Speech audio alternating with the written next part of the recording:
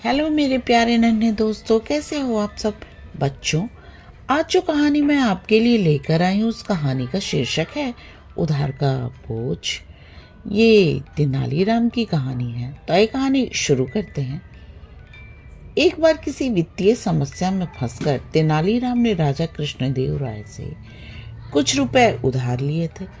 समय बीतता गया और पैसे वापस करने का समय भी निकट आ गया, परंतु तेनाली के पास पैसे वापस लौटाने का कोई प्रबंध नहीं हो पाया था। सो उसने उधार चुकाने से बचने के लिए एक योजना बनाई। एक दिन राजा को तेनालीराम की पत्नी की ओर से एक पत्र मिला। उस पत्र में लिखा था कि तेनालीराम बहुत बीमार है। तेनालीराम कई दिनों से दरबार में नहीं आ रहे थे, इसलिए राजा ने सोचा कि स्वयं जाकर तेनाली से मिला जाए। साथ ही राजा को भी संदेह हुआ कि कहीं उधार से बचने के लिए तेनालीराम की कोई योजना तो नहीं है।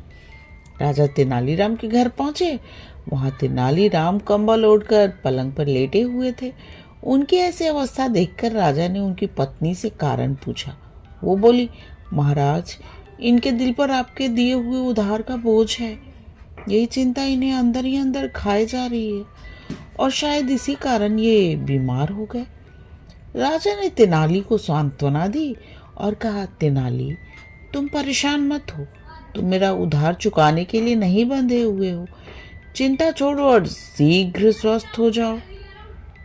ये सुनकर तेनालीराम पलंग से कूद पड़े और हंसते हुए बोले, महाराज, धन्यवाद। यह क्या है तेनाली?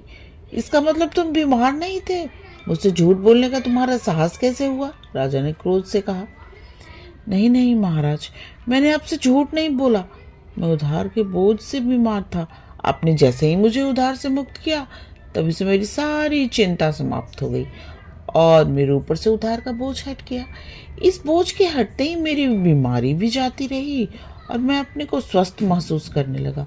अब आपके आदेशानुसार मैं स्वतंत्र, स्वस्थ व प्रसन्न हूँ। हमेशा की तरह राजा के पास कहने के लिए कुछ नहीं था। वो तेनाली की योजना पर मुस्कुरा पड़े।